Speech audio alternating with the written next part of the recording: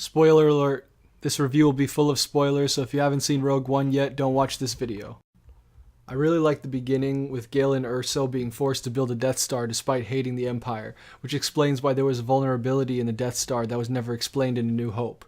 Jyn Erso's backstory was interesting. I liked her.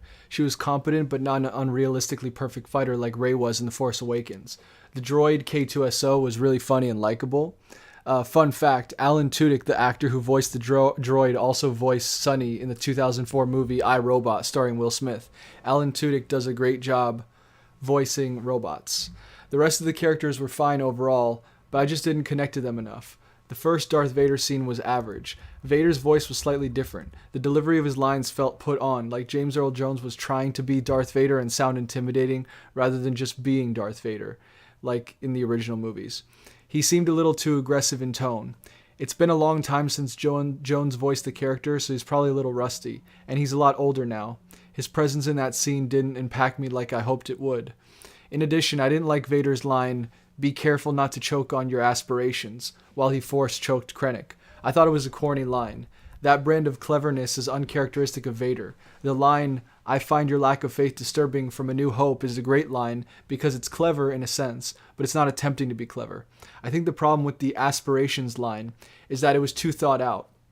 Aspirations has two meanings. One, ambition, and two, breathing. Aspiration is the medical term for drawing breath. So when Vader said, "Be careful not to choke on your aspirations," he was making a pun. But Vader is not one to make puns. By the way, it didn't even make sense for Vader to force choke Krennic there. It's not like Krennic directly challenged Vader the way Admiral Modi did in A New Hope before Vader force choked him. Vader force choked the Admiral in New Hope because the Admiral said that the Force doesn't exist. Vader force choked the Admiral to prove in a powerful way that the Force does exist. A better line for Vader to say while he force choked Krennic in Rogue One would have been, "My name is Jeff. Hollywood, here I come." In all seriousness, I don't think Vader should have force-choked Krennic in the first place, so no line is necessary there.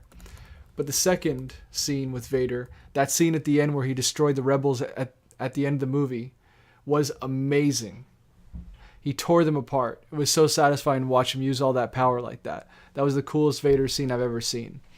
The battle scenes at the end were really well done. The music wasn't as good as the other Star Wars movie, but it was okay. They should have had John Williams make the score instead of Michael Giacchino. There was this one part in particular at the end of the movie where the rebels were winning the battle, and the music became overly happy in a corny way, like you just beat a level in an arcade game. That was particularly jarring. The CGI of Tarkin and Leia were well done. I thought it was really Tarkin at first, then realized that didn't make sense because the actor would be too old to look like that today. I found out later that night that the actor who played Tarkin actually died in the 90s. If you enjoyed this review, subscribe to my channel, click like on the video, and share it with your friends. Thanks for watching.